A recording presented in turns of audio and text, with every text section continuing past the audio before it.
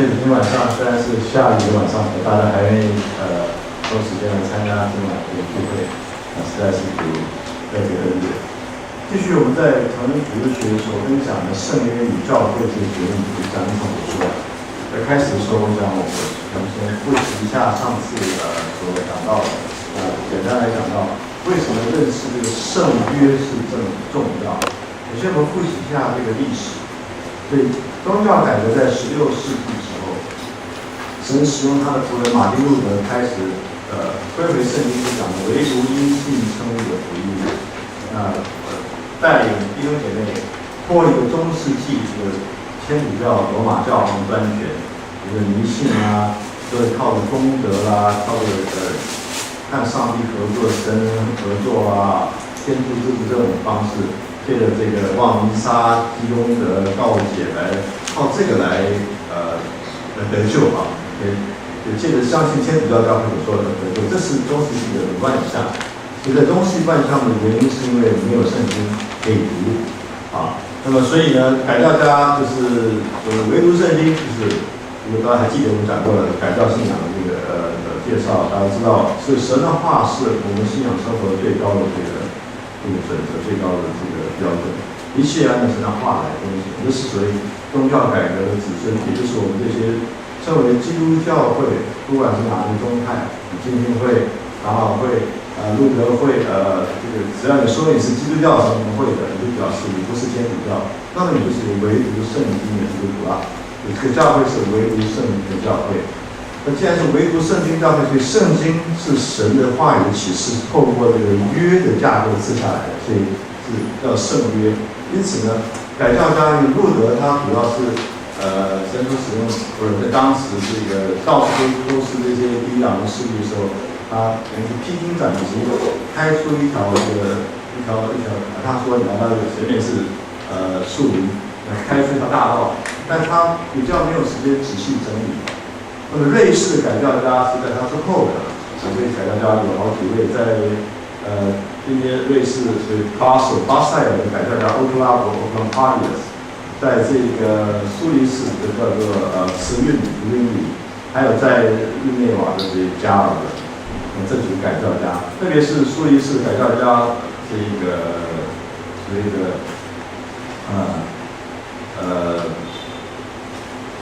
里他比较早离开世界啊，死于战争中，所以他的继承人叫做布吕德，继续在苏黎世担任改教家的工作。我刚刚提到这几位名称，欧克拉伯、慈运里、布吕德，以及包括加尔文在内瓦，他们都致力研究圣经，都从圣经查考圣经，看到这个圣约的架构重要性，对圣约。对圣约的这个教导，主要是来自瑞士的改教家这一到今天。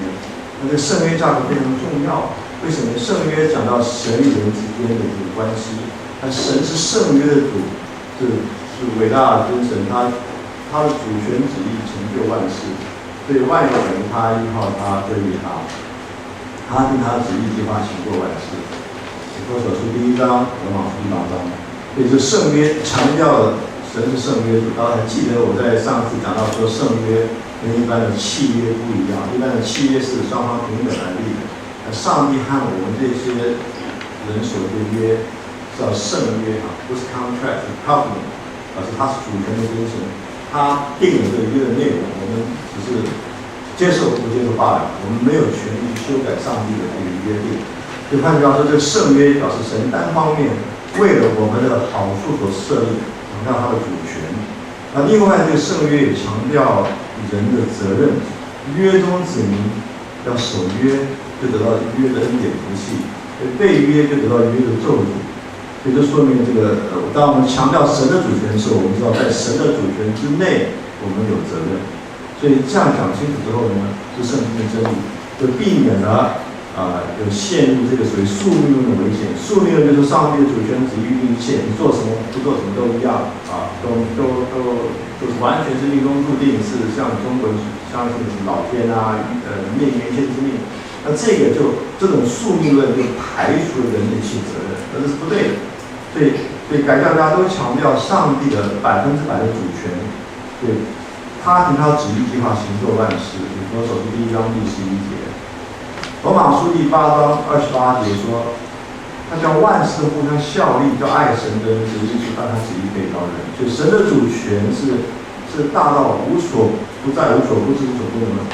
你所遭遇的宇宙里每一件事，没有一件事是偶然的。野地的百合花，天空的飞鸟，不许一个麻雀都不落在地上。他连的头发数都数过了，所以他主权不只掌管大事，细微到任何小事，完全在他的掌控之内。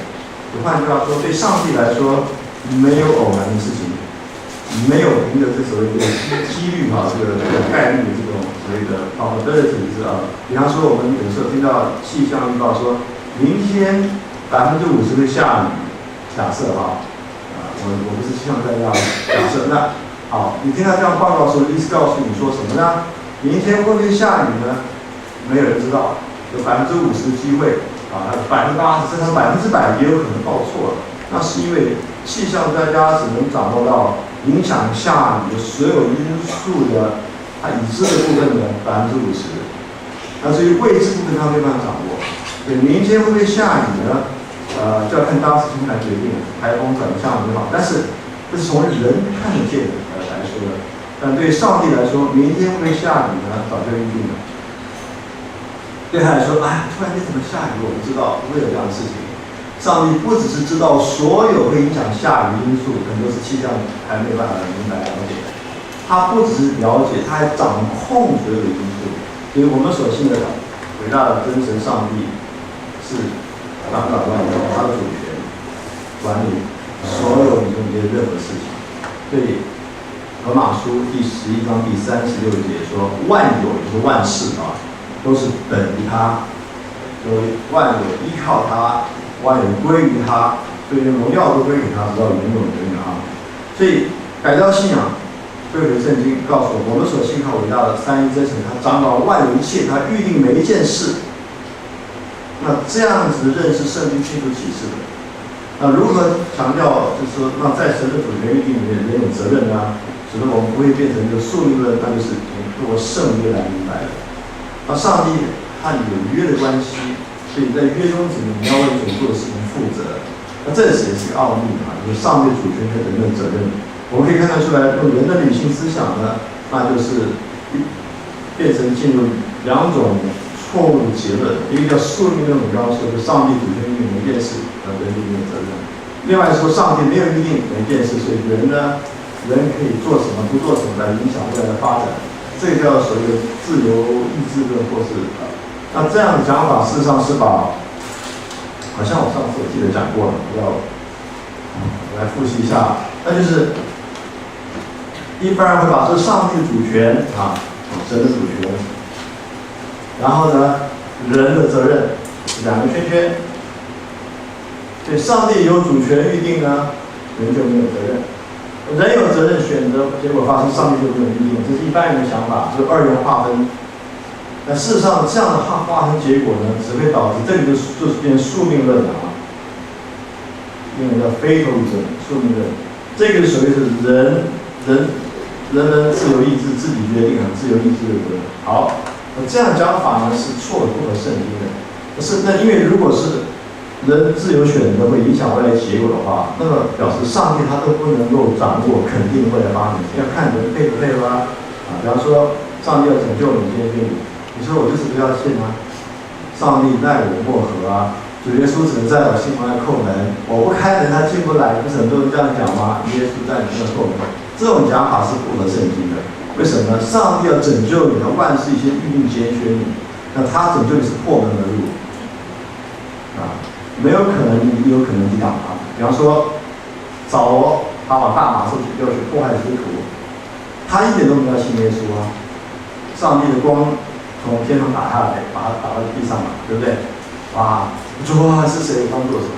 所以保罗信耶稣是不是自己愿意的？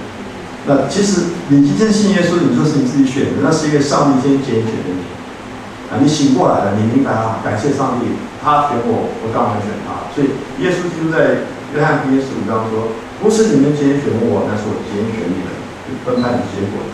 我刚刚说的是改教性，上帝主权掌管预定万事万物，但却不是宿命论。这种图画是我们人的脑海里想法就是这样的。那要么上帝有主权预定神明预定，要么是人自己做决定。事实上呢，这是错的，不合圣经的。当然，这里面是奥秘，我们小头脑不能完全明白。但圣经清楚告诉我们，不是两个圈圈，是一个圈圈。在上帝的主权里面呢，没有责任，没有责任。所以这个错误是把它放大出来，假象拉出来，让人的选择可以脱离上帝之外，这是错的。当然，可能这样讲的有点好像，希望大家能听得懂啊，这是圣经所教导的真理。圣经告诉我们是在上帝的主权之内，人有责任。所以这个圈圈不是两个互不相干的，而是人的责任在神主权之内。改教信仰的时期呢，特别是17世纪的西敏信仰到来，有西敏想要理论答，那么就把这个宝贵真理呢，用第一因、第二因来表达。上帝主权第一因，这个第一因呢，可以说是单数大写 ，the first cause， 然后这个是叫很多第二因，第二因 secondary cause 是你的眼睛看得见的，你们摸得着的。比方说吧今天晚上你要来到这里参加今晚的聚会，那你是做了一些事情，比方说时间安排好了，是来参加聚餐，或坐什么车来那么走路来，你都要安排这些事情。如果你今天晚上睡觉，你来不了，对不对？但是呢，今天你就在这里的话呢，根本来说是上帝预定的，上帝又不是预定你今晚来，你来不了，是吧？你有的人想来都来不了，对不对？有人不想来呢，还是被家人逼来的都有可能。那无论如何，是有这些人的运作、邀请安排等等，但是这一切的运作都在上帝的主权第一的掌控范围之内。所以第一因跟第二因之间的微妙关系是我们理性没有办法测透的，这就是真实的所以第一因掌控第二因，第一因不破坏第二因的责任，第二因不可能背离第一因那这是至少圣经告诉宝贵真理。那我讲这些目的何在呢？要透过这个第一因、第二因了解之后，特别用在神的儿女身上，就圣约就非常重要了。这圣约 covenant， 圣经所用这个字那表明上帝和人之间有一个约的关系，确定关系，神主权掌控关系。而在上帝圣约里面，人有第二因的责任。所以以色列人是上帝拣选的国家，是不是？那他们跟神有这个关系，他们受了割礼。但如果背约的话呢，他就受到约的咒诅，守约得到约的这个恩福所以这个是最基本的观念。关于这个圣约，所以我刚刚说，从第一因跟第二因来了解的话，就比较容易了解圣约的这个关键重要性我们请看圣经创世纪第17章，17章第1节。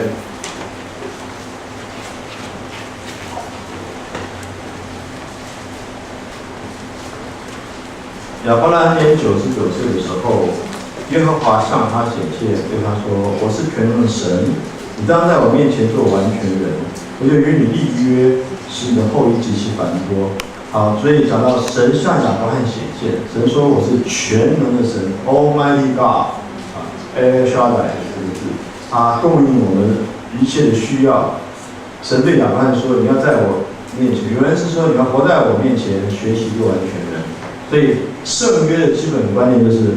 我们活在这个圣约主的面前，他创造天地万有，就是救赎我们的这个真实，所以我们每时每刻活在他面前。所以宗教改教家多数你听说，我们基督徒每时每刻要活在神面前，他鉴察你、看顾你、保守你，你要向他交账。所以学习靠他，因为他是完全的，所以天父是完全，所以我们要学习完全。他召你，我们的是圣洁，所以我们要圣洁。这是因为这个缘故，所以这里讲到这个约神和我们立约。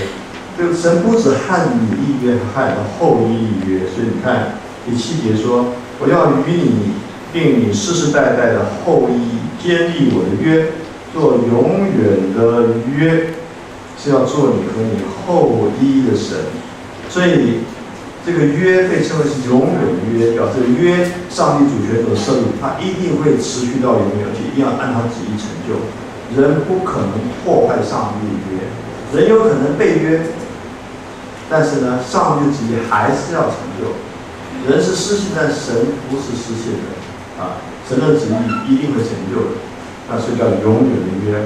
还有这个约是和你和你的后裔世世代代立的，所以因此一读圣经，神总是以家庭为单位来施行圣约的。神和挪亚一家立约，和亚伯拉罕一家立约，与摩西跟以色列全家立约，和大卫一家立约。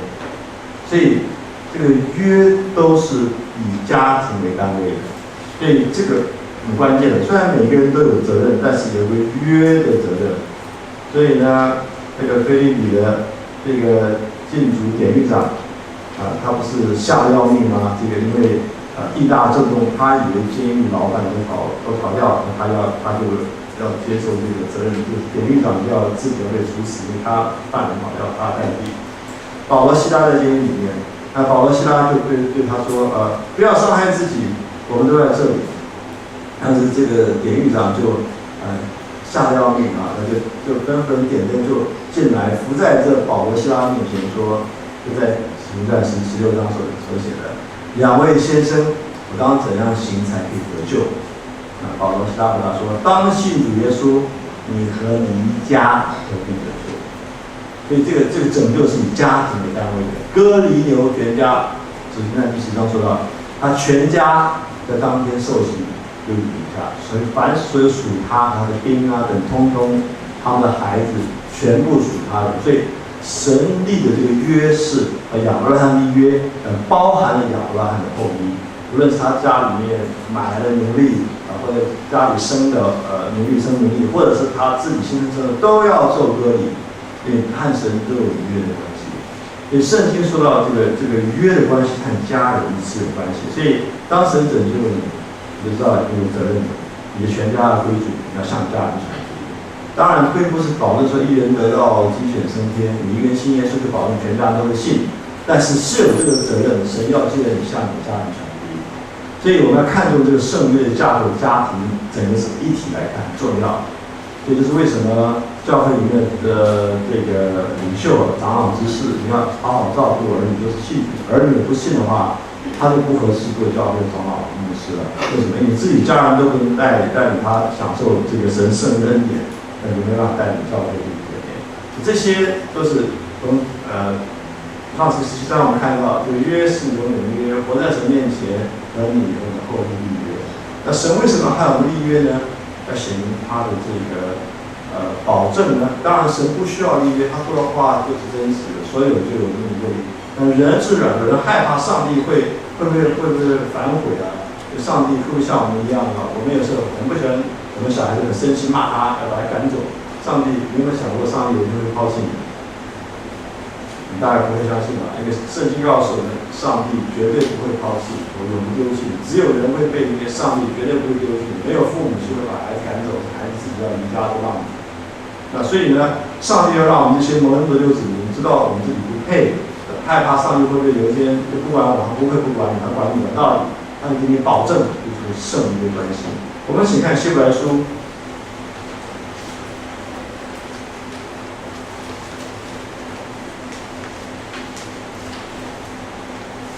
好，我们看第6章，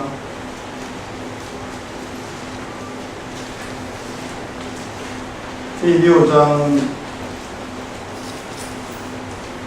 好，我们看第13节。当初神应许亚伯拉罕的时候，因为没有比自己更大的不义，指着启示的，就指着自己启示说：论福我必赐大福给你，跟子孙我必叫你子孙多起来。这样，亚伯拉罕既恒久忍耐，就得了所应许的。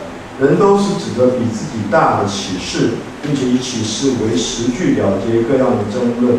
照样，神愿意为那些承受应许的人格外显明他的旨意是不更改的，就启示为证，借着2件不更改的事，神绝不能说谎，叫我们这逃往避难所，吃定摆在我们前途指望的人，可以大得勉励。所以说这两件不更改的是什么呢？第一个，神的旨意是不更改的，神要应许这启示，就启示立约的，启示立约。所以神的旨意本来是永远不改变的。请问神的旨意会不会改变啊？不会改变哈。那有人说我要祷告去求神的旨意改变，有这样的人吗？很少啊，是不是啊？对，神的旨意永不改变。为什么？因为他的旨意是最好的，为什么需要改变？所以你千万不要傻到说我去求改变上帝。以前我有个神学生啊，她是姐妹，她说过一个例子，她说她在教会里面去侍奉，说有一个弟兄追求她，那就跟她说我要爱你，我要娶你的妻子啊。那这个姐妹神学生就说啦，那假若上帝的旨意不是要我们两个在一起怎么办呢？那弟兄就说了，我就去求上帝，求到他答应为止。好像很多密欧洲夜神，我就去拼命求，迫切求到最后，上帝一定要答应我，要让你嫁给我。哇，那听很感动似的嘛。可是呢，这样讲法，如果这样的人，千万不要嫁他。为什么呢？因为上帝是美好的，那你们两个不在一起，也有上帝的美意。他不是这样的安排，他的安排最好的。你何必去强迫上帝要来屈就你的旨意呢？到底谁听谁？那这样隐藏在一起，一定不是幸福的。你这只是那种自我中心的要求，这样的爱不是真爱。事实证明，他当时说谎，他没有说清他背后还有太太刚离婚怎么这个事情。后来也就没有下，但是表示说，千万不要被这种甜言蜜语欺骗，然后好感动，他求到上帝改变旨意，答应他。当这样能说这样的话，表示他根本不懂圣经。上帝的旨意永远不会改变，是最完美的，为什么改变？需要改变的是我们。好了，祷告会不会改变上帝的旨意啊？不会，对不对？祷告是不会改变上帝旨意的。祷告是谁改变的？是我和你改变的。那既然上帝的旨意永远不会改变，那我何必需要祷告呢？老师有个问题需要回答，对吗？上帝旨意不改，为什么我需要祷告呢？答案很简单。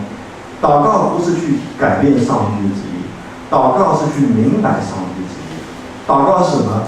你的宣告上帝是你的主，他是阿爸父神，你向他求，他会告诉你该怎么做，他加力量给你，他必指引你的路。所以你要专心仰赖主耶和华，不可以靠自己的聪明。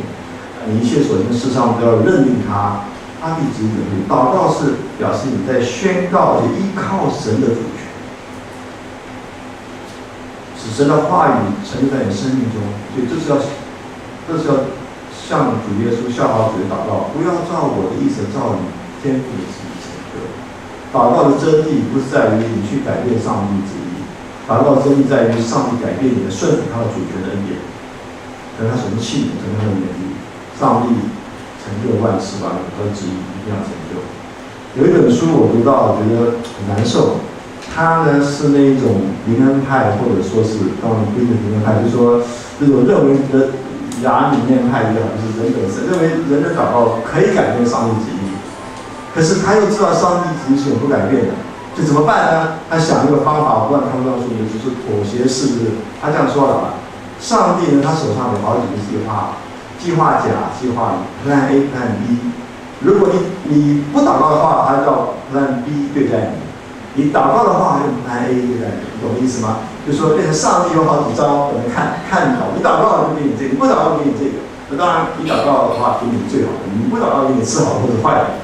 所以上帝就和你打牌下棋，你这样出招，他就用这个计划甲对你；你不这样，你不祷告，就用这个计划乙对待你。所以这个书做的，所以你要祷告，你祷告才能得到那个计划甲plan A。那事实上，上帝是这样做事吗？他那边说，那到底你会选计划甲、计划乙？上帝也不知道啊。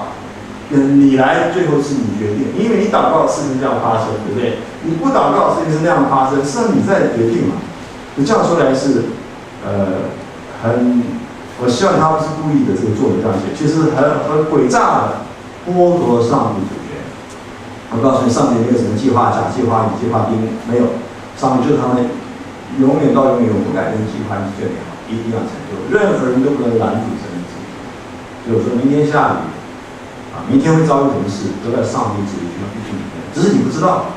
第一因是能永不改变的，第二因是上帝的第一因使用的第二因来变化来发生事情。所以今天晚上，上帝的第一因预定我们在这里聚会，所以才可能在这里聚会。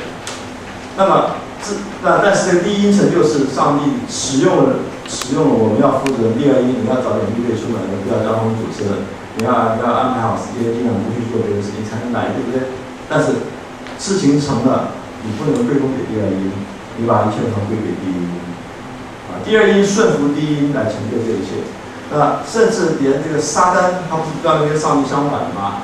到最后你可以看见他是在上帝掌控之下，他扮演这个反面教材的训练角色。上帝使用他来练马子，让我们这些属灵生命可以成长。就为什么上帝容许约伯受到魔鬼的试探？最后使约伯成为精英。约伯自己说了，他试炼我，上帝试炼我之后，我必如精英。上帝不试探人，他不被恶试探，但是他试炼我。这样说来，上帝的确考验我们，他的目的是好的，就叫做试炼。撒旦也试验我们是坏的，就把我们拉下去偷法，叫我们犯罪，叫试探。试炼和试探都是试验。目的好的试验叫做试炼，目的坏的试验叫试探。所以上帝试炼我们，上帝不试探我们。那忍受试验、忍受试探是有福的。你看，经过试验之后，上帝必赐给他生命的观念。雅各书第1章第12节。好，以上说的是上帝主权。那在上帝主权，那你说既然一切上帝预定的确是事实，可是在于我们来说，我们不知道上帝预定是什么。它发生成就，我们才会知道。上帝预定我们得救的耶稣里，上帝预定我们得荣耀，所以上帝预定都是好的。人生的奇妙就在于说，你真的不知道你会发生什么事情，都在上帝手。上帝不许也不会发生；上帝许可苦难才会临到你。万事都互相效力，就爱神人的益处，按他旨意被招的。所以了解上帝在我们生命中主权旨意带领，让我们基督徒真的有得救的确据。可以在这样子动荡不安的世界、国家生活里面，真正能够安身立命。因为上帝旨意一定要实现在我身上，上帝对我们家庭、对我们教会是一定要成就。那问题是我们怎么去明白上帝旨意呢？你们尽你第二因的责任。就圣约就是你要过圣约生活了。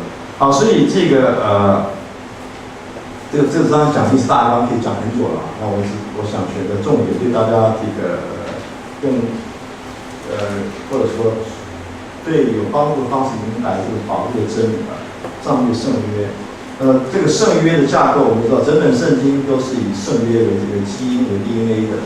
整本圣经也透过这个约的在历史中的幅度彰显，以约翰后裔来打破成的头。创世第3章15节。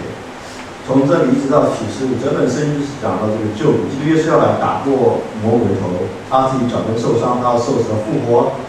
脚跟受伤是不是致命伤？耶稣从此复活。那成就这个伟大的奇妙，就拯救今天你我。这个有你们后裔挪亚之约、亚伯拉罕之约、摩西之约、大卫之约，这一连串都是同样的恩典的约，在救赎历史中逐步彰显。上次讲过，所以撒加利亚颂里面，路加福音1章，你看见前后对应，我们讲过，大家记不记得啊？上次如果你没有来的话，可以听录音嘛。那对到最中心，我们看一下路加福音1章。路加福音1章，撒加利亚颂的这个关键中心，前后都对应。第一个对应倒数第一个，第二个对应倒数第二个，对到最后最中间就是第72节，向我们的列祖施怜悯，纪念他的圣约。这个圣约就是他的原主亚伯拉罕所起的事。所以你看，我们刚刚读到第17章，创世纪讲到神和亚伯拉罕立约。那也回到希伯来书我们刚刚所念的第6章，当你真正认识上帝的圣约的时候，神是守约是慈爱的上帝，他永远不背约的时候，你就真正可以心安了。上帝的话是真实的，他的旨意永不改变，他让我们这些承受应许人格外，他向我们格外显明他的旨意永不改变，就立约启示为证。神绝不说谎，神的旨意不改变，他的约、他的启示永不改变，使得我们这些逃往避难所的人，使令所摆在我们前面指望，可以大得勉励。所以我们有这个盼望，这个指望，如同灵魂的锚，又坚固又牢靠，并且通入幔内。这个幔内是指这个至圣所隔开这种幔子。主耶稣为我们开一条又新又活的路啊。那么他的身体我们在曾裂开，宝血流出，使我们对师傅可以来到神面前，所以为我们开一条又新又活的路。今天我们随时靠着主耶稣，可以来到神施恩宝座前，进到那个施恩座里。意思是说，至圣所代表神的同在的所在，罪人是不能有神的同在。这个约的中心以马内神与的同在，靠着耶稣基督，我们灵魂的锚已经升到这个至圣所里面。大家知道的至圣所呢，是谁都不能进去的，只有大祭司1年才1次可以进去。所以那亚伦的儿子擅自进去被击杀了。所以那个是圣洁的神一定会击杀有罪的。如果我们罪没有得赦免，不带着血是不能进去的。主耶稣为我们开一条又新活路，所以我们知道在旧约犹太人，他们大祭司带着血进到至圣所，万一他昏倒或出了事怎么办呢？没有人进去可以到至圣所把他救出来啊。就脚上呢，他穿的衣服有铃铛，对不对啊？还有呢，就是绑一根绳子，万一他死了被神击杀，可以把他用绳子拉出来，也没有人可以进到这个至圣所里面去救他。所以就晓得这么严肃来到宝贵的奇妙圣洁的上帝面前，主耶稣为我们开一条路，灵魂的锚啊，船只必须要有锚，在这个暴风雨在避风港里面也要有锚。你的锚抛在哪里呢？你的锚抛在你的银行存款、股票、房子上面吗？还是抛在你家人信仰上面吗？这些都不是永远可靠的。灵魂的锚要抛在神的同在里。耶稣为我们进到幔内啊，所以他这里说到，他所先锋的耶稣，这个照着麦洗的本质为这个永远大祭司，就为我们进入幔内。好，所以认识这个圣约是基督耶稣中心，以马内利神与我们同在。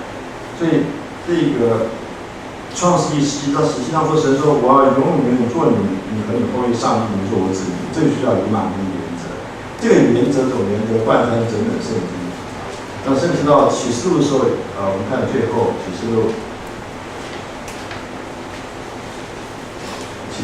最后第21章第3节，讲到说到第1节开始，我又看见一个新天新地，因为先前的天地已经过去了，海也不再有了。我又看见圣城西耶路撒冷由神那里从天而降，预备好了，就如新妇装饰整齐等候丈夫。我听见有大声音从宝座出来说：“看哪，神的帐幕在人间，他要与人同住，他们要做他的子民。”这句话就是以马内利，神要做我们的神，我们做他的子民，要亲自他们同在，做他们的神。神要擦他们一切的眼泪，不再有死亡，也不再有悲哀、哭嚎、疼痛，因为以前的事都过去了。做宝座的说：“看哪，我将一切都更新了。”又说：“你要写上，因为这些话是可信的，是真实的。”第6节，他又对我说：“都成了。我是阿尔法，欧米伽，我是初，我是终。”好，就读到这里。所以这里说到整本圣经的以马内利，难怪我们就主耶稣他的名叫以马内利，神与我们同在。好，以上这是对圣约的观念和圣约神学、圣经的教导圣约有一个基本的认识。那接下来后面我们要讲的是圣约和教会的关系。今天的教会是神圣约的子民。我们讲教会是指真正从中得救神的人，因为上帝从世界中呼召出来、分别出来成团体，所以eklesia就是所谓的被上帝呼召出来与世人分别的子民。所以我们是教会。教会的会众就是圣约的子民。那么，既然是圣约的子民，那旧约里有没有教会呢？这是一个需要思想的问题，就看教会定义是什么。教会是指神呼召出来子民成团体，分别为圣子民，是属神的子民，是敬拜神所在。那这样来说的话，这个定义基本定义是教会这个定义。那么旧约里有没有属神的子民敬拜上帝的会众呢？有的。比方说在西奈山前的会众，那个会那个字啊，那就是教会同一个字啊。在第1世纪的这个外邦人基督徒，他们没有学过希伯来文，他们没有办法读旧约圣经的原文希伯来文，他们新约圣经是希腊文写，他们都读得懂。旧约他们要读当时的主前第2世纪就已经有了这个翻译好的希腊文的旧约翻译的，叫70世纪的，所以亚历山大的70个文士、70个长老这样在埃及那里翻译出来，为当时在这个地中海沿岸希腊化、希腊的帝国世界、罗马帝国世界，甚至让他们的孩子，如果没有好好学这个希伯来话的，他要讲希腊话的同学，他也可以读旧约圣经。有70世纪的是旧约的，简单说旧约的希腊文翻译的。有第1世纪基督徒，他是要读这个旧约的这个希腊文译本，70世纪的。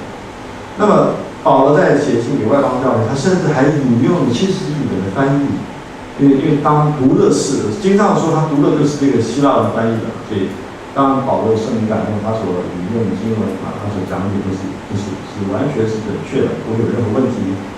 这个重点在于就是说，第1世纪的外邦基督徒读希腊文圣经，读到教会这个字 ，ecclesia 是这样的字。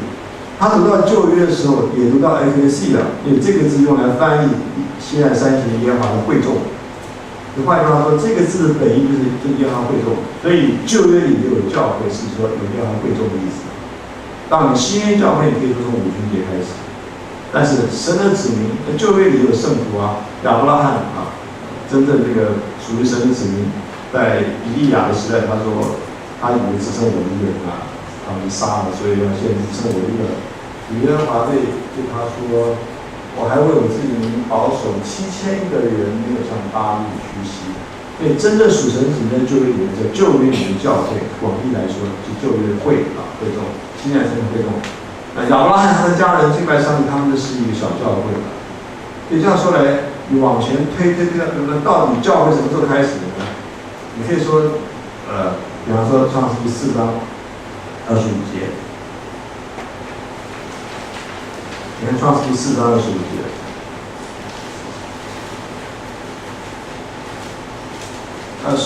26节，赛特也生了一个儿子，名叫以挪士。那时候的人才求告耶和华的名。那这个人是人复数的，是复数的，是人们一起求告耶和华。那这句话在原文是一个讲一起求告神的敬拜神。所以人们神的儿女在一起敬拜神，就是教会啦。就这样，你可以说，在这个赛特的时候开始有教会生活。不知道为什么。原来他们没有一起求告神的名，众人没有求告神的名。到了赛特以挪士之后，有可能是因为该隐杀了亚伯，大家心灰意冷的，不想敬拜神。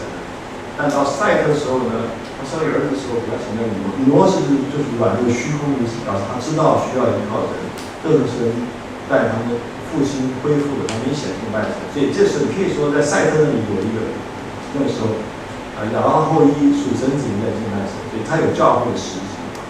那当然，那再往前推好了。创世纪第1章，第2章说到神创造亚当夏娃，对不对？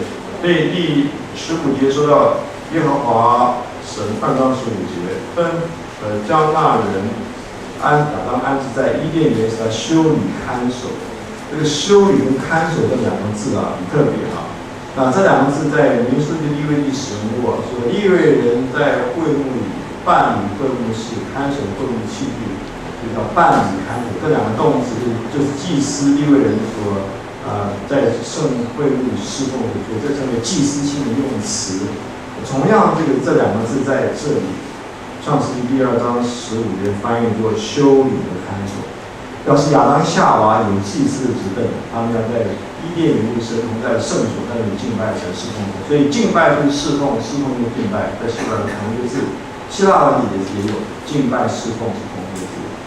所以换句话说，那么亚当夏娃在伊甸园一起敬拜侍奉，那也可以是一个教会2、3个人奉主名，耶稣是我们当中。所以教会是上帝的旨意，属神的子民。那可以说亚当一个人说不是教会，亚当夏娃2、3个人以上就是教会。教会不在乎人多人少，在于他是不是真的神的子民。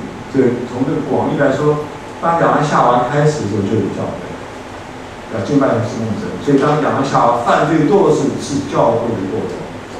主耶稣是你的后裔，而打破蛇的头是救他子民，使得恢复真正的教会，与教会证明基督的心腹教会是身体，也就是教会的元首。所以神要透过教会彰显他这个百般的旨意。请看以弗所书第3章。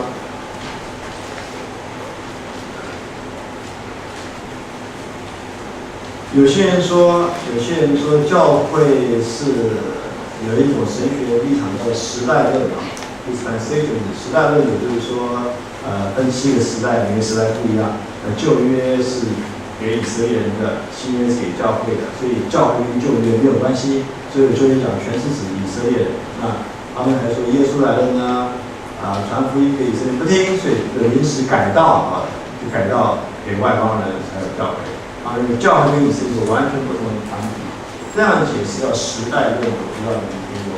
这个解释是错误，他们认为教会是临时的插曲，是新约才有的。教会跟以色列完全甚至将来的所谓千年国度、千禧还有不同待遇、不同做法，这个是不对的。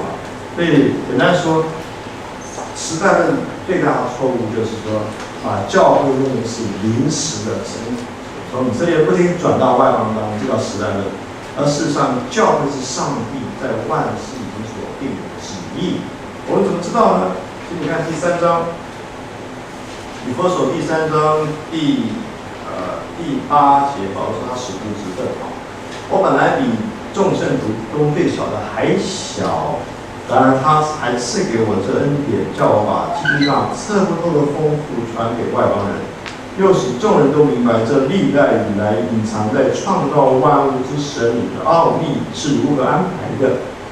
为要借着教会，使天上执政掌权的现在得知神百般的智慧，显明神在创世以前这个隐藏的奥秘，他救恩的计划奥秘是要拯救教会以色列外邦人在基督耶稣合为一体，所以教会包含以色列外邦人在内不是说教会跟以色列是分开的。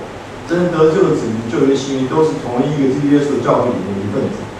要透过借着教会使天上执政掌权的，以信徒保罗书信里知道，这些执政掌权的是指这个灵界抵挡神的势力。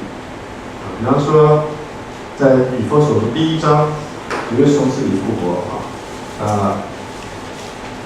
在天父右边21节，第1章21节，远超过一切执政掌权有名的主治一切有名的，不但今时来世超过这些有名的主，特别执政掌权的，都是指抵挡神的这个灵界撒旦空中掌权者的首领撒旦所以，但说到神要借着教会，让这个天上子灵界这些邪灵这些不得不低头承认上帝要借教会彰显他的正如神像是约伯向撒旦发胜撒旦控告教会，你看教会中的插座教会中混乱事情，主耶稣今天在用水，借着水并借着道把教会洗净，成为圣洁没有瑕疵的心腹献他自己做的荣耀教会。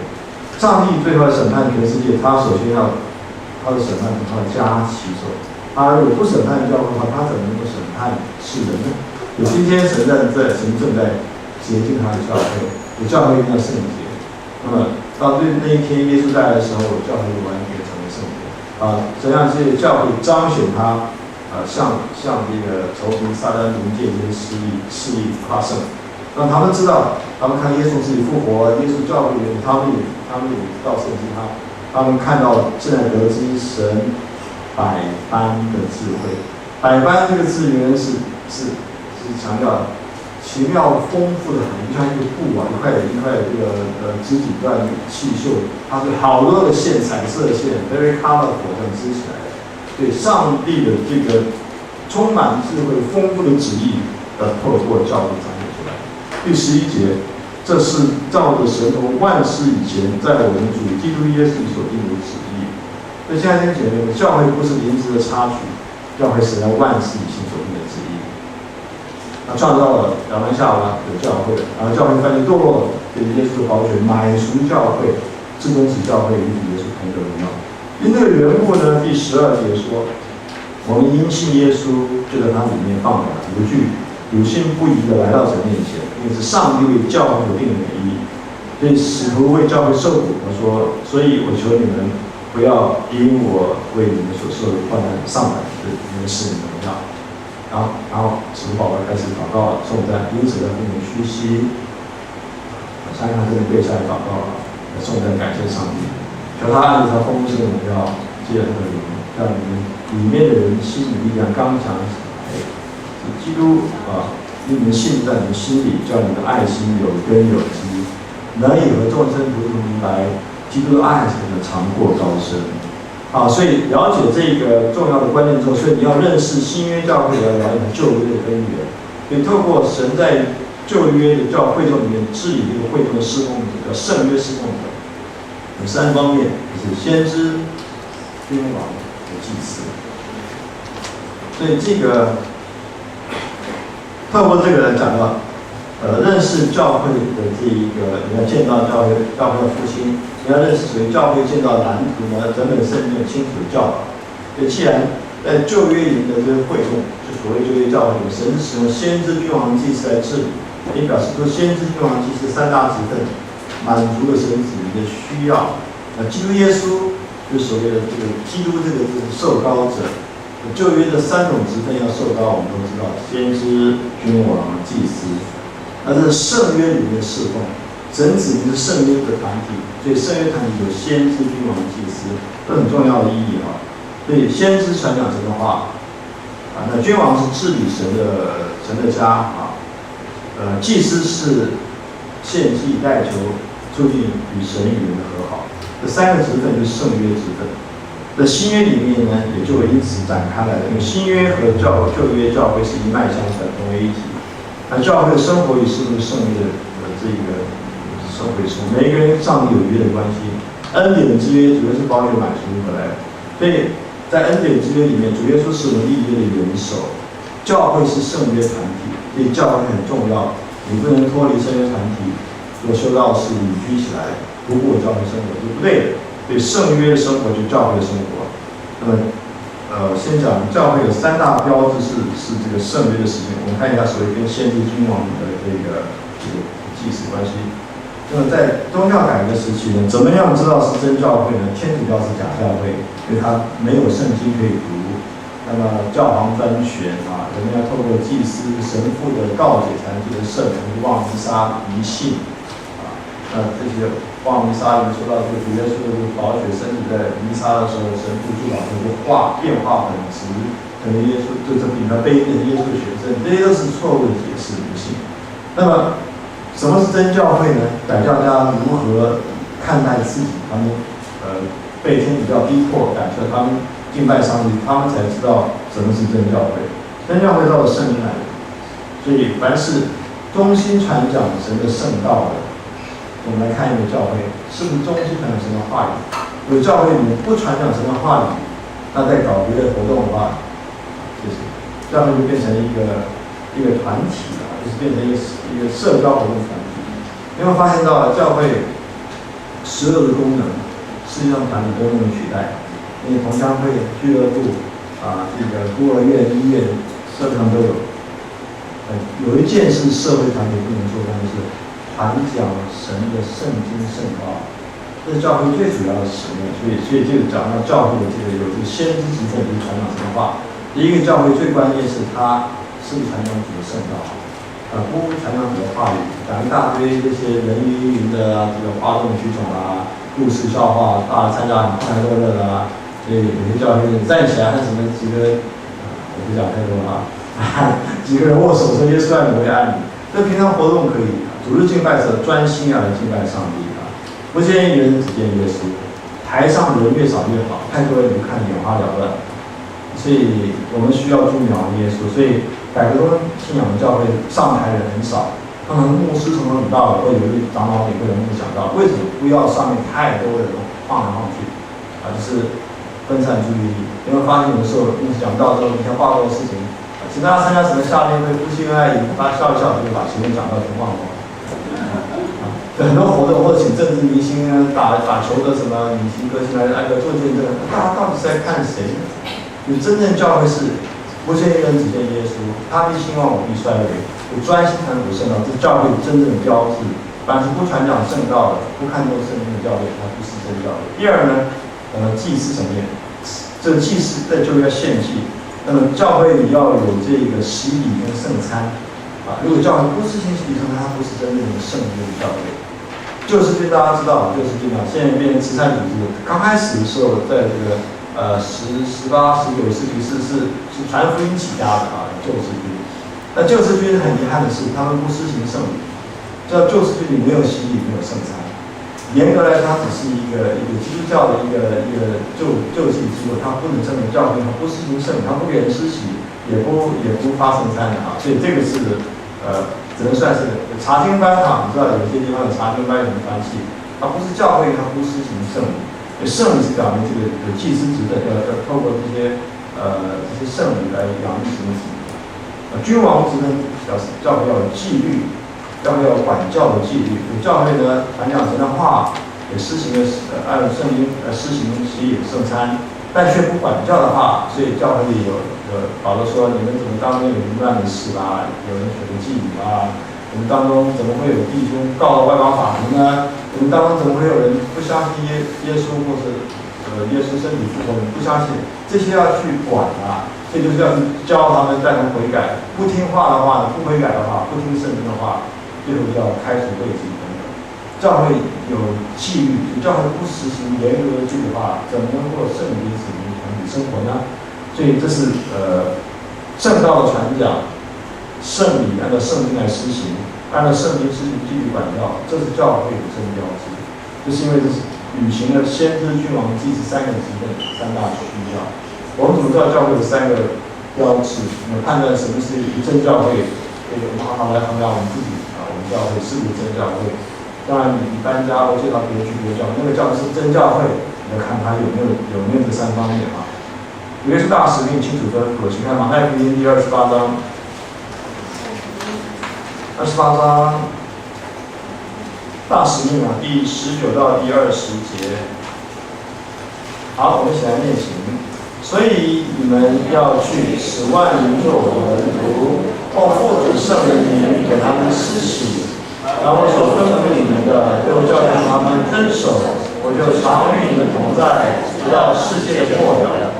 就主耶稣说到，要使万民做门徒，教会就是神养育他子民，门徒是指学生，是要效法主耶稣，跟随主耶稣，这完全靠主也才能可能去效法跟随主耶稣，跟随主脚跟行。也就是说，真教会的三个标志，在这里都说到。所以，在19到20节呢，这个做主门徒，我们学习英文或希腊文法，你都要知道这个在原文是一个句子19、20节。你先要找到主动词，再找什么是所谓的分词，participle，才知道这些分词是在修饰主动词的。一个句子你要掌握，就先看主要子句主动词，什么是复数主谓分词。是最基本的希腊和英文文法是这样。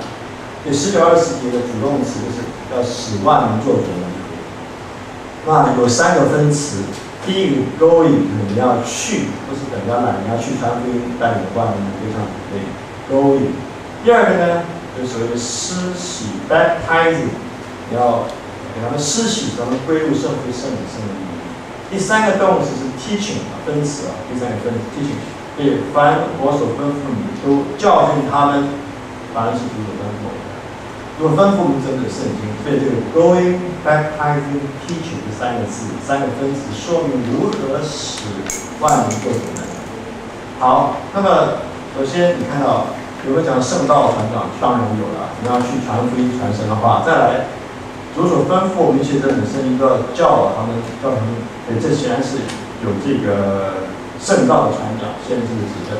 再来有没有圣礼啊？有啊，施洗对不对？好，所以这是祭司的职分啊。当然，其他地方主耶稣圣礼的晚餐，我们看所以教会有洗礼跟圣餐是教会的圣礼。第三呢，有没有君王职分的纪律啊？有的。凡我所吩咐你们，都叫他们遵守，去教还要让他们遵守。没有遵守的管教他。我们管讲的是管与教，教与管，不能只教不管啊。所以换句话说，这里已经显示出教会的三大标志，教会中心的持守遵行三大标志。那么主耶稣说，这样我就一直与你同在，直到世界的末了。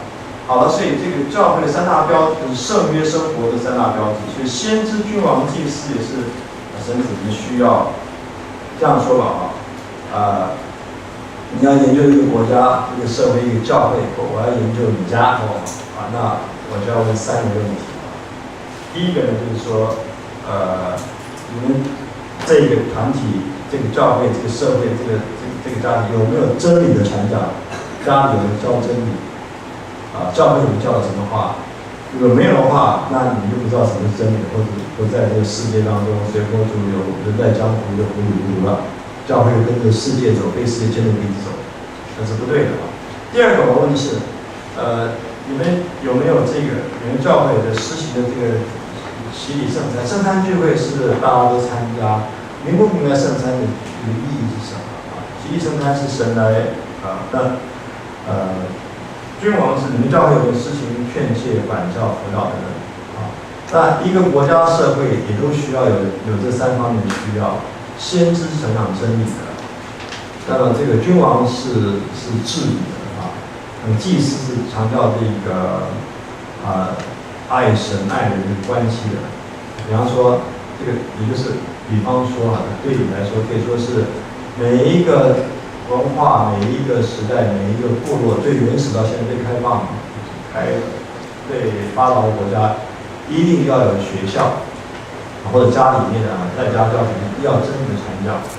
这个带来一定要有政府，对吧？没有政府就乱了，就要治理。第三呢，它一定是有家庭，就是有这个团契的关系所以。每一个人都有三份需要，是先知、君王、祭司都需要。主耶稣基督就是让最伟大的先知、君王、祭司及大臣，对他基督受膏者。基督耶稣满足我们教会所有的需要，教会顺服基督耶稣命来传讲圣道、施行圣灵施行管教，使得神的家人能够依照主丰存也教会能够复兴和成长。所以从圣约看教会生活的实行呢，就是。整个教会的这个画一个图教会的使命、教会的目标使命就是要荣耀上帝荣耀神。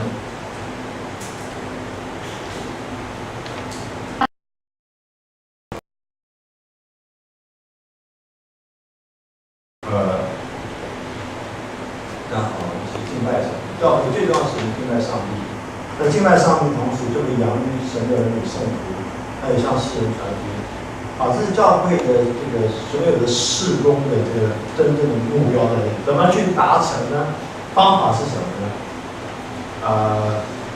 透过这三方面的需要，三方面指示，所以说先知、君王、祭司。我说有三方面：有真理的需要，有治理的需要，有这个所谓的像话语的指示有 ministry of the word， 讲这个话语，有这个 ministry of the order， 就是所谓治理的指示。然后呢，有祭司是帮助照顾词汇，这 ministry of mercy， 连续怜悯人的指示。所以教会透过这三个职分来遵行神的使命。来过这样敬拜上帝、养育圣徒，向世人做见证。我明白这个之后，我就画了教会事工的蓝图这是简单一种表达，最简单的但是也最重要的。所以教会的使命：敬拜神、养育圣徒，向世人做见证。然后达到这三合一的目标呢，透过先知、君王、祭司的侍奉。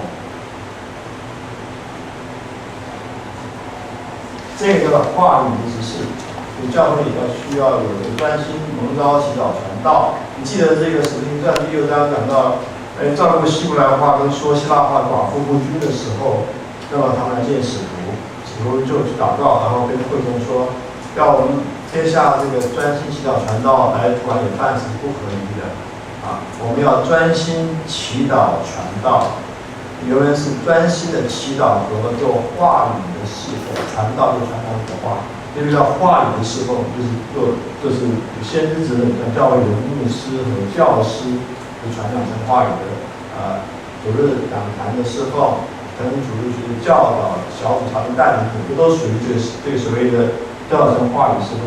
那今天这个灵恩派当道时代，你一说先知性的侍奉，大家就以为帮人家算命卜卦了，那个完全不是圣经用词。这叫先知传讲神话语。今天我们有这本圣经神的话，所以讲解圣经才是真正先知性侍奉而且讲的不会错念圣经嘛。那些未卜先知在你乱讲的算命式，那个灵恩派里不要追求。神从来不要你离开圣经追求算命这种事情，那都是不合圣经的但我说是先知的职任是指成话语的指示，他们讲的。那什么是君王的侍奉呢？教会里有长老团、执事会治理教会的行政事宜，这个叫做治理的执事。因为教会新约圣经告诉我们有长老有执事。那么保罗在写信给腓立比教会的时候，我们可以看一下腓立比书。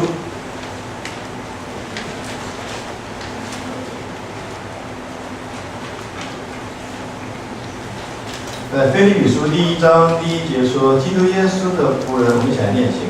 基督耶稣的仆人保罗和提摩太写信给凡住腓立比的基督里众圣徒和诸位监督、诸位执事。好，我们念到这里。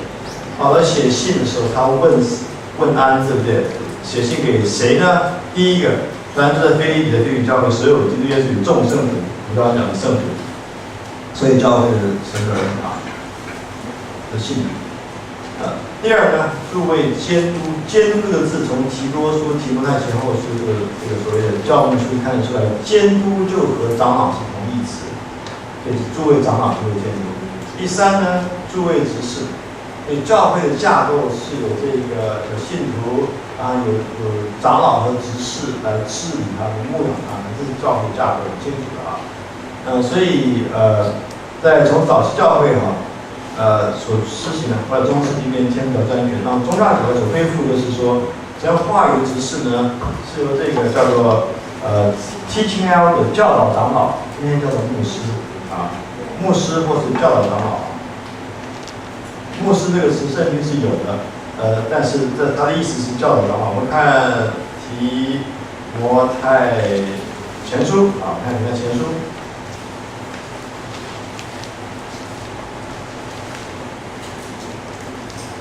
前书第17节，第5章17节，5章17节。那善于管理教会的长老，当以为配受加倍敬奉。那劳苦传道的教导人更当如此。换句话说，对长老是管理教会的君王职分，我们说长老对不对？诸位长老、诸位监督表示，教会不应该是由一位长老，因为众长老治理，免得一个人会独霸，一个人会有短视或偏见。这是众长老治理教会，他们负责这个君王治理的 order 治理之事。那么这里说到，那善于劳苦传道教导人的，这些善于管理教长里面，有些受过这个圣经装备完整的训练的传道教导，这个叫做 ruling elder 治理长老，这个叫 teaching elder。今天来说，传道人在神学院受装备，就是其实他是 teaching elder， 是善于传道、劳苦教导的牧师，今天叫牧师或传道或者讲道教导。好，然后呢，这个祭司职任谁做呢？执事、探访帮助教会需要允许。所以这是为什么教会有牧师、长老、执事，这不是偶然的，这是因为有3方面需要：先知、君王、祭司。所以教会的事奉是透过这样的架构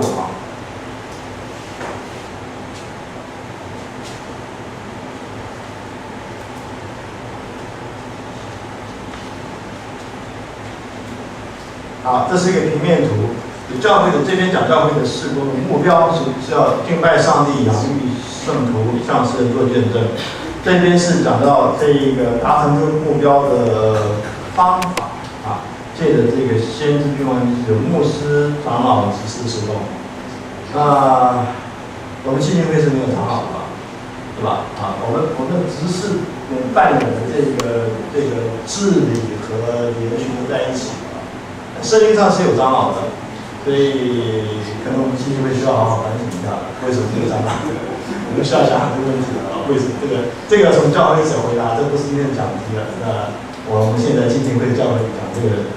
我要讲话很小心啊，大家误会我但是是需要思想对不对？为什么？那当然，现在当然是牧师也是长老，所以变成说是有的教会主任牧师，那所有其他人都跟着，这是变成主任牧师一人制。也有呢，教会信心会是会员投票决定所有事，因为有的时候会变成暴民政治，这很复杂麻烦。所以一人制跟所有全会投票所有事情的话，这个会带来很多问题啊。圣经的架构是众长老治理教会，那么牧师也是长老团的一员所以众长老帮助牧师治理教会。执事是负责执行这个长老团和牧师长老团的这个，早期教会是这样做的，但是现在中世纪这个被这个主教制、教皇制所破坏了，宗教改革恢复了瑞士的改革都是恢复这样子的做法。那浸信会是后来这个17、18世纪开始，所以后来就没有长老了这个就很复杂，可能把牧师当做长老，其他都当做执事，可执事也扮演这个长老的角色，就比较不太清楚这种情况出现。是讲教会体制，但无论如何是讲圣经上所说的难题你看，所以这个是所谓的平面图如果把它立体来看的话呢，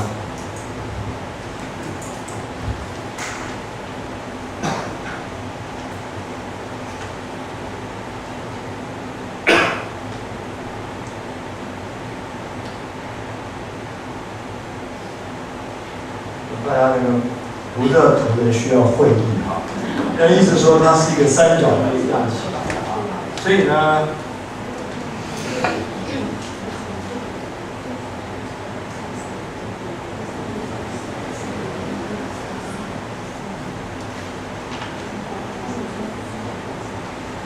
换句话说，所以所有的侍奉是从这个平面这个地基板开始，所以大家从这里一起来侍奉往上。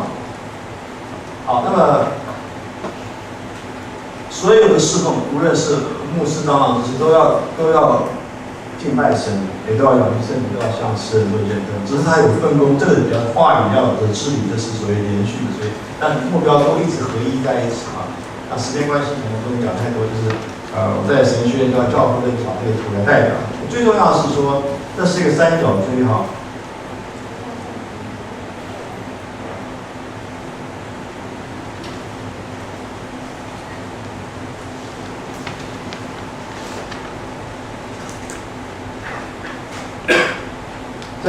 这个角锥的饼呢，是以十字架代表基督耶稣是教会的元首，他透过这个所谓的牧师长老治理教会。领袖层面不过是延续性的，所以领袖的教会领袖、牧师长老只是他的权柄是从基督而来的，他跟会友们是连在一起的。主基督耶稣在所有教会之上，他是这个超然的教会元首。意思是说，教会的传道人、教会的长老或者执事，他并不特别属灵，他跟会友是一体的，只是蒙召出来。做领袖那是合一的，基督要顺服基督耶稣所以每一个弟兄姐妹的侍奉，如果谈恩赐的话，就是操练，能让这个弟兄还有有机会带领小组查经，按照主日学等等带团契，让他操练这个所谓治理的开会什么建堂委员会、行政委员会开会，让他操练这个执事，就是爱心帮助侍奉、探讨这些。所以一个好的操练三方面，所以每一个弟兄姐妹都有三方面的这个职分。所以基督耶稣他是圣约的主，我们是他的子民。主耶稣做的事就是我们每一个基督要做的事。意思就是说，这个目标跟这个方法，每一个神的子民都有份。是在领袖带领下来培育我们成长，让我们未来成为好的领袖，生生不息的这样带领底下的前吧。我们知道完全顺服主基耶稣的权柄，是这样的意思。请看约翰福音第14章。约翰福音第14章第12节，好，我们一起来念啊，请。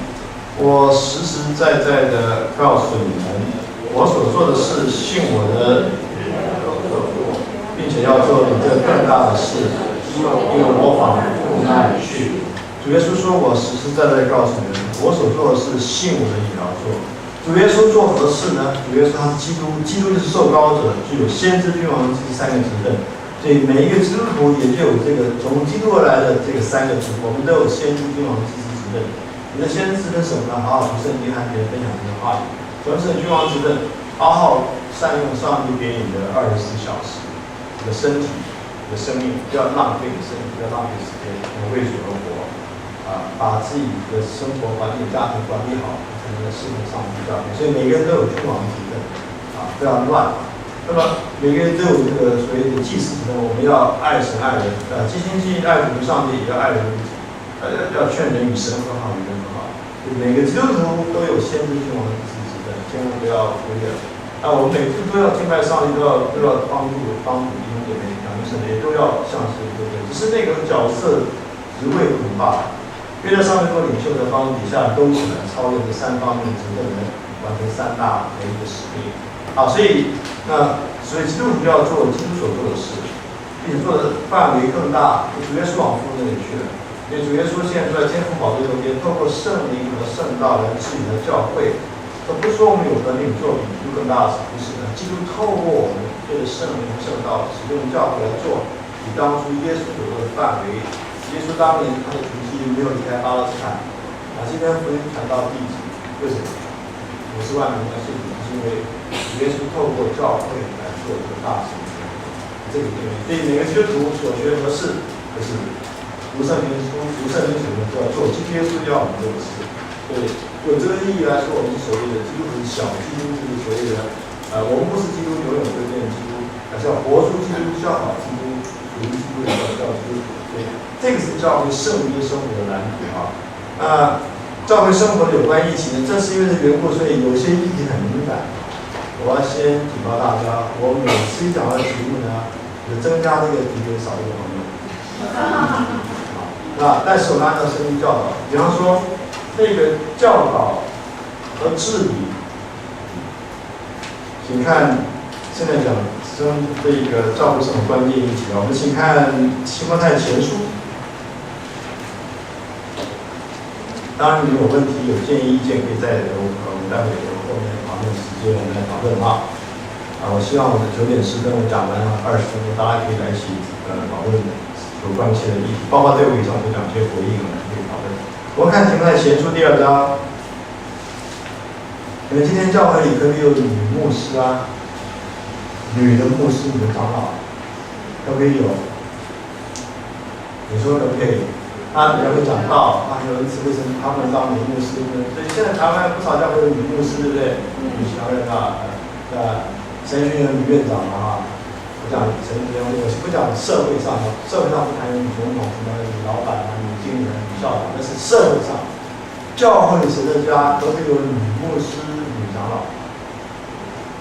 认为可以的举手。好，你放下。认为不可以举手。好，那其实我们自己认为可以不可以都不重要，重要圣经神话怎么说，对不对？所以我说我这个问题，我现在开始要踩地雷了。你看，一定又增加了一个敌人，少一个朋友。不过没有关系，我的使命是照圣经讲你能不能接受？你说我们在如果讲的不对，是从圣经指正我。但我讲若是没有不合圣经是这样讲的话，那你不愿意听从的话，你是要跟上帝报告为什么你不愿意听上帝的话所以我说，但是我觉得需要教导，所以我今晚我愿意讲这个大家感觉敏感的题目。就看前书第2章你们都知道好，很好。第12节，保罗说：“我不许女人讲道。”然后这个字原文是教训，这个讲道是讲解道，所以可以换成保罗不许姐妹在公开的教会聚会里面教导成年的弟兄。也不是辖管这个字是治理，所以这个 teach 的 rule 这个是神赐给弟兄的职分，叫弟兄做仆人设立教会。所以这个经文根据这样讲清楚，今天教会不应该有姐妹做牧师讲道，也不应该有女牧师来治理教会，同意吗？不同意。好，那这个经文讲这么清楚，那你如何说你不同意？你原因何在呢？这是保罗讲的，不是耶稣讲的。哇，那这个问题很严重啊！保罗是主耶稣的使徒，所以保罗讲的话是主的命令啊，我们不能区分福音书耶稣讲的有权威，保罗讲的没有权威，这样的话就很危险了。你是整本圣经基督的话，你不能在里面分这是耶稣是保罗，因为保罗说我所讲的是主的命令。所以这个论点，我想是不够力的，不能用这个理由。还有没有认为你不能接受这句话的原因？还有没有？有什么理由没有？我们可以开始讨论了，有没有？跟讲出来没关系，我们大家都是主内可以讨论啊。你不一定完全同意我所说的，但是我是盼望你，我们一起谦卑顺服圣旨要祷。既然保罗讲那么清楚，为什么今天还有女牧师来讲道和治理教会呢？为什么？这些人怎么回事呢？他们一定有他的理由，对不对？他们什么理由啊？你听过没有？有没有听过什么理由？啊？他们认为他们的恩赐才能传讲神的话。他们有这个恩赐，是不是？那但是圣经明文禁止的话，你有恩赐也不能这样做，对不对？所以这个理由还不够。他是有说，谁有恩赐，谁都可以讲到，谁有恩赐可以治理。所以姐妹呢，女师傅讲到比女牧师棒，应该让她做牧师，女牧师回家去烧饭也行。会有这个可能性啊，这是有这种讲法是有的。但是刚刚说过失的是一般讲的原因是，就是说，那个时代呢，姐妹没有机会受教育，就不懂圣经的教育。现在呢，教育进大家都能够，所以这是个理由啊。那这个理由是仔细查考当时的历史情况啊，也是说不通的。为什么呢？因为当时的那第一世纪，不只是姐妹没有接受教育，弟兄也没有机会，少数人贵族知识才能受教育，其他都是农业商业，他也没办法受教育啊。对。不是这个原因。还有呢，当时姐妹虽然受教育的很少，更少，但是呢还是有的。圣经上说有尊贵的妇女，包括我们留下第一世纪有一些女作家写的作品，他们是知识分子。你不能说姐妹完全不懂啊，没有受教育机会。我刚说弟兄一般也没有，都是少数贵族才能受教育。好的，这样说来，即使是这样的解释，还有一个说过失，也就是说当时主人第一个姐妹没有接受教育，第二个原因是因为说这个是提摩太写信给以弗所，保罗写给提摩太，提摩太在以弗所误会，以弗所教当地有一些大女人主义，大女强人在教会里面兴风作浪，保罗说不许你们讲道啊，不是指别的教会，只适用在以弗所教会。这个解释呢，好像可以说得通，但是不然。哥林多教会有女强人，哪一个教会没有女强人呢？你这样说来，有大女人、大男人都有的。至少这些理由都是推测，还是因为你心中先有一个想法，我就觉得姐妹为什么不可以讲道，不可以治理，然后你们要找很多理由来支持他对。那以上我说这些理由呢，第一个圣经没有这样讲，全属猜测，对吧？没有任何圣经根据，而且当时历史文化，你总是两方面都可以讲，没有这种绝对性的理由。但圣经给我们绝对的理由，保罗为什么这样说神的话？因为第13节说，因为先造的是亚当，后造的是夏娃。好了，上帝创造次序啊，保罗是引用了一个普世性的真理，谁都知道，当初上帝创造的时候是先造亚当，后造夏娃。因为这个理由，上帝要弟兄起来做讲道和治理，所以这个讲道，所以有人反驳说，那先创造就当老大嘛，猴子也比人先创造啊。这个讲的主要不是时间的，而是次序。神要亚当做一家之主来保护夏娃，夏娃从亚当的乳而出，他是来帮助亚当的。所以神定的这个次序，就是神要亚当成为夏娃的头啊，这样或者说带领他、保护他、服侍他，要妻子来顺服丈夫。在教会里面也是，神要姐妹做一个帮扶的主动帮扶的，要弟兄一起来做仆人式的地方。你坦白说嘛，你的家庭你看一看，家里面是不是女强人当道的家庭是不是理想的？不好，对。那在家里小男孩不知道怎么样成为一个长大成熟的男子汉。这个女儿就跟妈妈学，将来也要御夫有术，对不对？所以这是一个恶性的循环。所以神要谁都知道，神要一家之主是弟兄嘛。以弗所书第5章不是讲很清楚吗？你们做丈夫要爱妻子，为妻子舍己，这种基督爱教会要会舍己。我们做妻子要顺服丈夫，如同教会顺服基督，基督教会头。所以神的确要弟兄做头，来做福音是领导，来扶持妻子。那基督的家是这样的，跟教会更大的意思。为什么？因为神说他要弟兄做头，做福音是领导，来领导姐妹，所以他不许姐妹在教会里做头、讲道或掌权。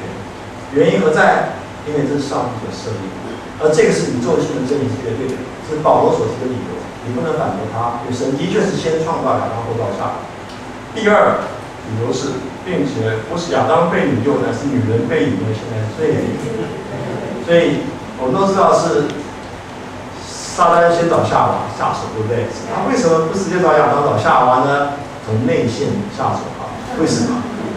因为他自己撒旦是不守本位的天使堕落变魔鬼，他要夏娃不守本位起来领导亚当，所以的确夏娃吃了这个不可吃分别善恶果，他也要亚当变成吃，所以这是一个篡位不守本位，就变成夏娃成为一家之主后，我吃了要叫亚当吃，很好啊，你吃了要死，我们死在一起，我给你吃了。就这样说来，因为创造的先后次序和堕落的先后次序，神定规在历史在教会里面。要姐妹做一个顺服的角色，弟兄做一个角色，这是圣经所给我们的原因。那你要反驳我就没有办法，看你要顺服神的话，除非你说的不是神的话。圣经这样讲这么清楚，你为什么持守宗教改革信仰的教会没有跟上今天的新女性时代？我圣经告诉你，前面19个世纪教会里没有姐妹当牧师当20世纪后半期新女性比起来了，教会跟上了社会。你注意看啊，对于我们也跟这些大宗派啊，很多人可以把现在圣公会啦、最大的新派长老会啦、路德会都有同性恋的牧师啦。那这些讲都是先开放姐妹可以做牧师长老开始的。这如果你说两性没有分别，谁好谁能干，谁有强人，谁有强人，谁是领袖的话，那为什么不能接受同性恋呢？因为上帝要男女有别，是有它的意义存在的。因此，我们要顺服上帝给我们这个性别不是歧视的。请注意的是，上帝的创造，我们男女都是什么形象？有一代讲，男女都是万金，没有生金的啊。意思就是说，男女生育完全平等。历史上大男人主义，今天还有大男人主义，绝对是错的。但心理主义也错，男女认为角色没有分别，而圣经告诉我们是男女生育完全平等和角色之分是不同。因此缘故，所以心理主义也是错，两边都错。回到圣经，生命地位平等，角色是平等。神要弟兄做仆人是领导，因此呢，神不要姐妹当家，神要弟兄做教会的。这就为什么使徒没有女使徒，长老这些执事原文全是长老，全是阳性词。你没看到圣经有女长老、女牧师的，牧师长老都是阳性词。今天教会是在20世纪接受了新女主义讲法，才是说谁有能力谁当家啊，谁做牧师所以恕我直言，这些不遵守圣经，当然他不懂就算，好好还不愿意接受神给清楚吩咐的话，这些教会是被盗的教会。教会不可以有女牧师、女长老，女牧师长老是领袖职分，是赐给弟兄的。那这个领袖职分不是做来做那些压霸奴役别人，谁愿为首都做我们的主人，对吧？所以我常在家里面在外面跟大家讲，就是说，对，做父亲的、做丈夫的是全家人的仆人，必须要为首都做我们的仆人。所以我要把我的妻子、我的儿女的需要摆在我的前面，我要为他们舍己，这是圣经要求，要不然我不应该结婚的。所以当在外面讲，回在家里面。经常讲完之后，回到家里面，有个师傅跟我说：“你在那边讲，不是说你要做家有讨好别人吗？然后我们吵架的时候，他就要说，你说过你要做家讨好别人，我一句话都没有说。神要弟兄做，所以领袖是要大的服侍小的呀，不是说我现在是弟兄，我做牧师长老说我就独霸，我不这意思。而且何况神没有要每个弟兄在教会里面做牧师长老，也是少数被选召的人做牧师长老，其他弟兄也是要顺服长老、执事、牧师带。就这样说来，既然是神的心意，我们守不神给我们的位分，那按照我们的这个男有别，女有分，我们性别上的分别是非常帮助，所以弟兄应该要做姐妹的仆人，这是应当的。所以教会的弟兄，如果活出这样见证的话，这教会是一个复兴的教会。撒旦从你下手拆毁家庭，当他试探下滑就从下滑下手。今天教会如果继续安利女牧师、女长老啊，我是觉得教会就没有希望。你看不出神所定位的这个思想。再来，这里还有很深的问题，男性、女性问题不是那么简单，是按照神的形象造的。所以男女按照神的形象造的。你注意到没有？神的形象是反照神比较。神的本体啊，讲到神三位一体，神的三位一体呢，我们讲到神的本体三位一体，就ontological Trinity，神是三位一体真神。从早期教会到现代，就到宗教改革，讲到神的三位一体是最基要的真理，本体的三位一体 ontological Trinity。说圣父、圣子是三位合一本体，对不对？同本质、同全能、同荣耀，有同本质、同全能。所以圣父、圣子、圣灵位格上没有任何高低之分，讲的本体上来说，但是三位一体有所谓的工作上的三位一体 ，economic Trinity， 就是三位一体的他们在做事的时候是圣子顺服圣父的差遣，圣灵顺服圣父圣子的差遣，所以在本体上三位格完全平等，同权同荣同本质。但在侍奉工作上，神的创造是圣父透过圣子和圣灵创造的，救恩是神的新造，救赎大功是圣父差遣圣子到我们肉身，是圣父和圣子差遣圣灵将主耶稣基督的实现在神子民生命中。所以在本体的三位一体来说，完全平等，没有任何高低之分，但在工作上是有次序的。所以神创造我们人男女的都是人，完全平等，但是呢，男女有两个不同的性格。所以神安排是要姐妹顺服丈夫，教会姐妹要顺服弟兄的领导。你了解这个意思吗？所以知道这个之后，就发现这些新理性主义自称是福音派的，后来就出现很可怕的神学了。他们就说，称天父上帝的大男人主义的历史上危害结果。所以有一帮这些认为女牧师、女长老的，他们开会的时候没有男长老在一起，他们就说了，这个叫天父是大男人主义，先开始叫天母，他是没妈的。我说的不是开玩笑，发生这样的事情哦。所以神的形象、男女性别角色你没搞清楚之后，会影响到你的因为三位一体，人是三一真神创造的形象嘛。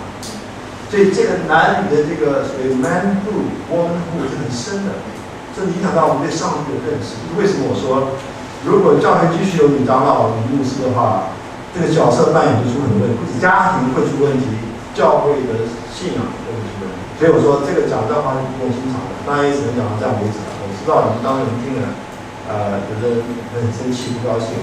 我在神学教书也这样讲，有学生跟我说，女学生嘛，女生跟我说，我的蒙召就是要做讲道的人，先告诉我不可以讲道，那我还有什么事情？我干嘛念神学？我跟他说了，我应该说，不是跟他说了，我现在跟大家说了，全世界70亿人口，1/3是成年男性，1/3是成年女性，1/3是青少年跟小孩儿。姐妹可以讲道给姐妹们听，可以讲道给青少年听，可以治理儿童。全世界有2/3你可以侍奉，有多少亿人口？40几亿人口你可以服侍他们。你非得要把全部拿下来，70亿你都要做才行吗？你怎么没有侍奉过这么多？这个世界这么样的需要福音，人们需要这么多的妇女，这么多的青少年儿童，谁去带领他们？谁向他们传讲福音？谁讲道？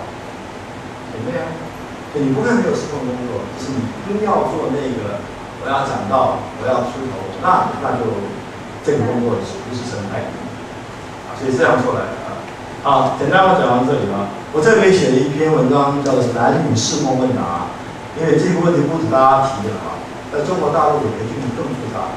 你知道乡村很多女传道都没有弟兄他们说女牧师反对女牧师，我这个时候我不是反对，就没有弟兄的姐妹出来讲，所以像巴拉胆小的比巴拉出古拉里出来讲有弟兄都是阿斗，没有人讲姐妹可以的，弟兄不去姐妹生，他们不宣教士，但是这个宣教士或者你传道，赶快把这些弟兄培育起来，对吧？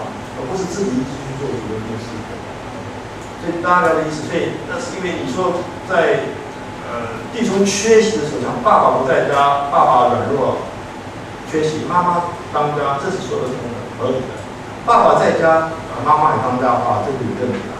何况即使妈妈比爸爸还有才干，你会不会有一天有案例妈妈当爸爸？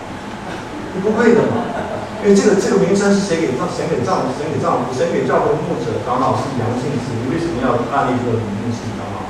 所以关于这些问题，所以他们帮忙回答，我就编了一个叫做男女事奉问答33问如果你们有兴趣讨论，所有你们刚刚这些问题，都讨论过了，都不是新的，所以欢迎你们看，时间关系看这个问答都回答了很多问题这个问答可以在这个网站上面，我们叫做网站Bible RC org，你上去之后呢，它的圣经归正教会网站，或者是教会网站，它的左手边是选项你就选一个归正文选。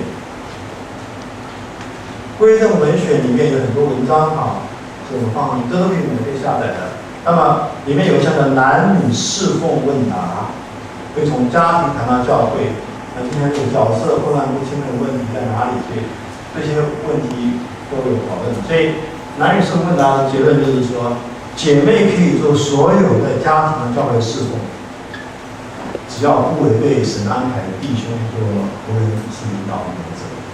教会有弟兄讲道，姐妹就不要讲道那么教会没有弟兄，姐妹可以讲道是这个原因。但是你所做的一切都要遵循彰显出神所设立的原则，都保证你的家庭的教会是个圣约家庭的教会那么今天时间关系讲到这里，你要悔改归正，就照圣经所去做，基督是教会的主。主必马太福音10章，主耶稣说：“我要亲自建造我教会在这磐石上，因为全是不能胜过他。”求主带领我们家庭教会都悔改，然后过圣约生活。今天我只点到为止，讲的圣约生活应用在家庭，因为旧约到新约所有的教会神经可能没有姐妹做领袖，除了在特殊的例外之外，所以在正常的情况一定要遵守神的话语。例外情况，但是不能多，例外多了就会变成常例了，所以是一直依据下去不改的所以乡下的教会没有弟兄地方姐妹讲的可以的，但如果有弟兄不讲到，姐妹讲到了，这个是不合适的。好，我讲到这里，大家有什么问题？如果你有写什么问题，传到我还有15分钟。